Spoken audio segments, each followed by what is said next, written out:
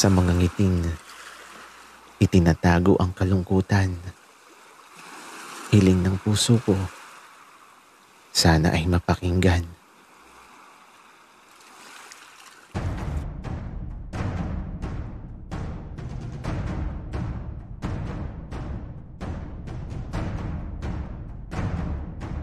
Kaibigan, huwag mong kalimutan mag-subscribe sa aming channel at huwag din kalimutan i-click ang notification bell at subscribe button. Subscribe na!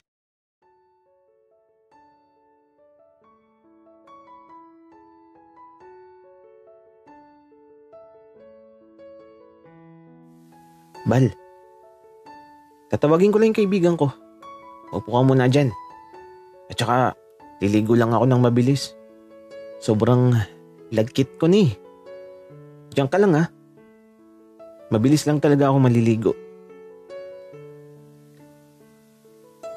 Hindi ako makapaniwala sa nangyayari.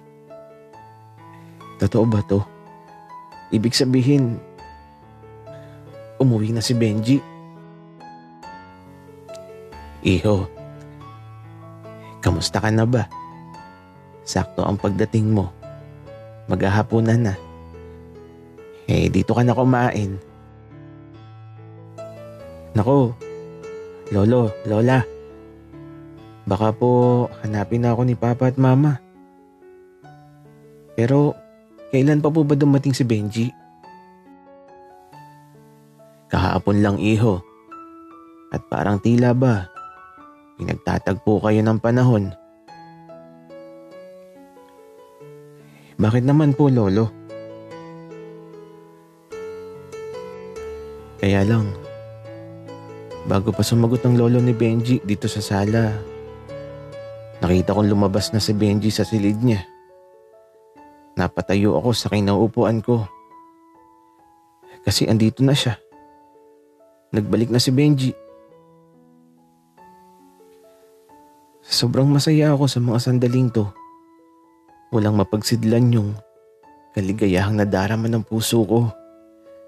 Nakangiti na lang ako habang nakatitig sa mga mata niya.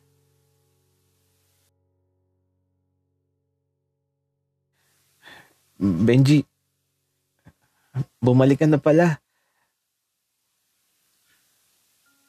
Anong ginagawa mo dito, Bal? Apo, teka lang. Kalmahan mo lang. Kasama siya ni Arturo. Benji, kamusta ka? Hindi ka kasi nasagot sa mga chat at saka calls ko. Lolo,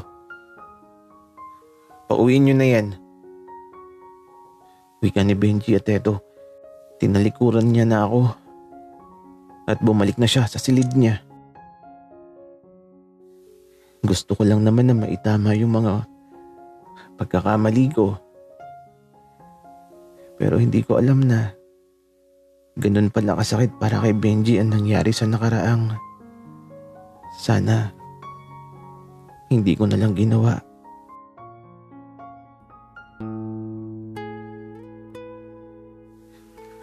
Benji, please, patawarin mo ako. Hindi ko sinasadya. Nalasing ako pakiusap. Patawarin mo ako. Habang nagmamakaawa ako,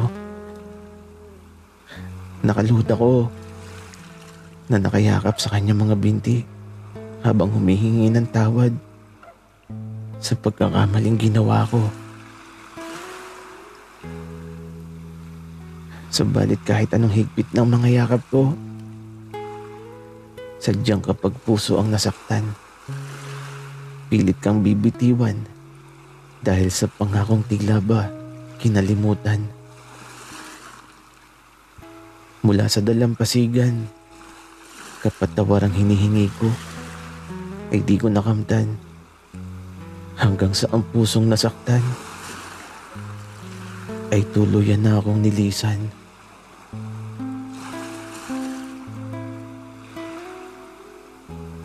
Huwag kang umiyak at lumod sa harapan ko. Bitiwan mo ako. Benji, please. Patawarin mo ko. Huwag mo akong iwan, please. Hindi ko kaya mawala ka sa buhay ko. Pakiusap, Benji. I'm sorry. Hindi ko na ulitin yun. Hindi na kita ulit sasaktan. Pakiusap. Patawarin mo na ako, please. Benji. I'm sorry. Subalit tila ba, kapag puso na ang nasaktan, may hirapan na talagang ibalik ang tiwalang sana ay di mo dinumisan. Bitiwan mo ko at ayoko nang makita ka. At sa paglisan ko sa lugar na to, hindi na ako babalik dito.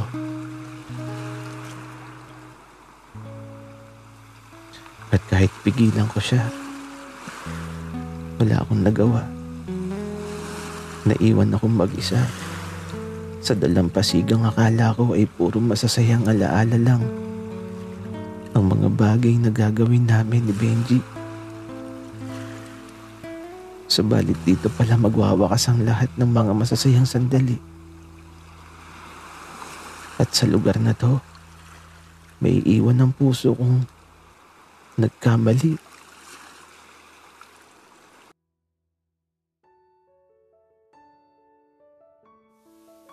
Iho, pasensya ka na kay Benji ha. Ang batang yun talaga. Okay lang naman po, Lolo, Lola. At saka, di na po ako magtatagal. Pakisabi na lang po kay Arturo na umuwi na po ako. Kasi, baka hinahanap na din po ako nila Mama at Papa. Sige, Iho. Ikaw ang bahala. Mag-iingat ka at huwag kang susuko. Sa paglisan ko, sa tahanan nila Benji, alam kong hindi ito ang huling pagkakataon na babalik ako sa bahay nila. Sir, mukhang napakalalim ng iniisip mo. Anong balita? Umuwi na ba siya? Kuya, nagbalik na siya. Oh, nagbalik na pala si Benji. Paano na yan? Anong gagawin mo? Kuya, di ko nga alam. Ano bang dapat kong gawin? Alam mo, Sir Bal, bakit ka ba kasi nagloko? Ayan tuloy. Nakawala ang isang taong tunay na nagmamahal sa'yo. Pero alam mo, ang masasabi ko lang, magsimula ka sa umpisa. Ligawan mo. At kahit ipagtabuyan ka, okay lang yun kasi kasalanan mo naman. Pero huwag kang susuko. Kuya, parang ang hirap naman. Kasi ayaw niya ako makita at makausap.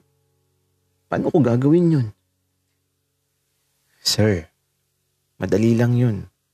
Basta magtiwala ka sa sarili mo.